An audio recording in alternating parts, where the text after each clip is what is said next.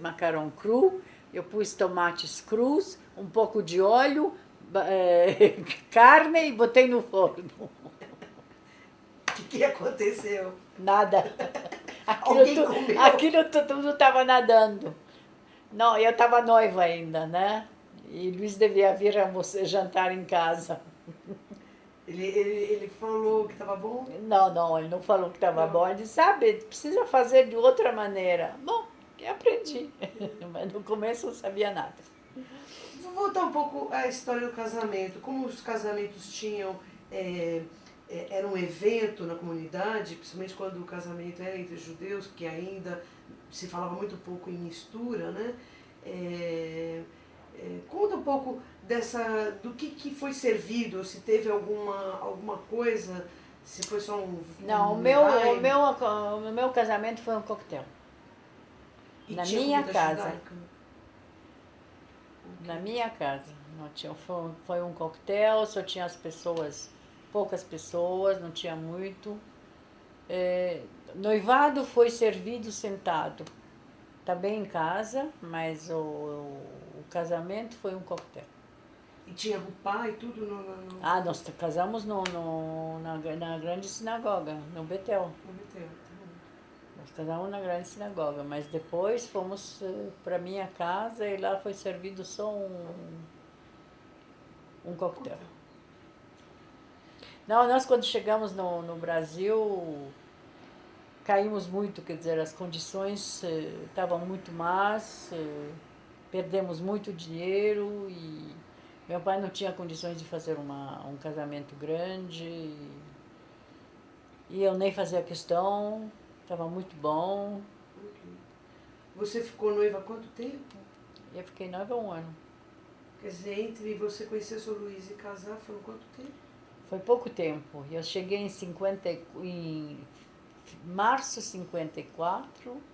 Eu acho que conheci Luiz em fins de 54. Fiquei noiva em março de 56. Nem 1 ano. Não, em 55, desculpe, e casei em novembro de 55. E 1 ano depois a Rosara nasceu? E 1 ano depois, exatamente 1 ano depois, a Rosara nasceu.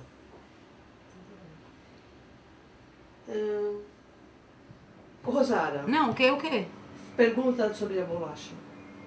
Ô mãe, e a bolacha da vovó, você não vai falar não? A bolacha da vovó, cada vez que eu faço, ela nunca saiu com gosto da vovó.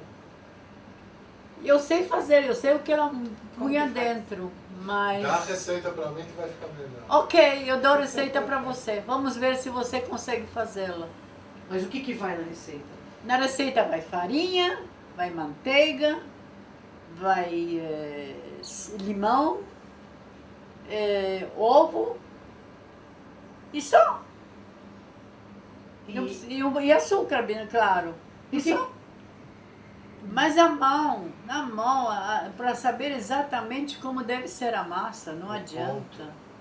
O ponto da massa tem que ser só minha mãe. Precisa buscá-la lá em cima para ela fazer a bolacha. Mas essa bolacha tinha um folclore que vocês acabaram de falar agora, que todo mundo pedia. Ah, é verdade. E cada vez que eu ia do Brasil para a França, a minha mãe fazia latas dessa bolacha e eu levava para o meu tio, irmão do meu pai.